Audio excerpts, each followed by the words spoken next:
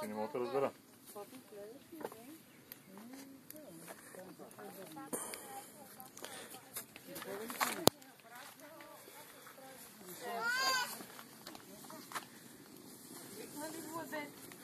Те са легнали да спят. Всичките? Да. Иска да му покажа готварската ни печка от новото поколение. Новото старо поколение. Ама... Малката е във водата.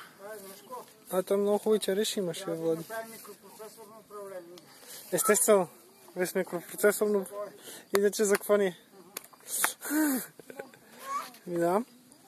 Примерно в режимите за разпалване, да си регулираш температурата,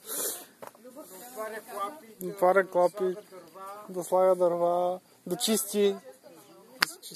Естествено. Можеш ли да изсложиш тази шапка? Да, не е моите. Чай да покажем готвеното. Какво ще давите за дупата? И майките преди малко така, хоп ли да хвана за дупата? Хляб сме опекли, тиквички. Ти искаш манчета ли да снимаш?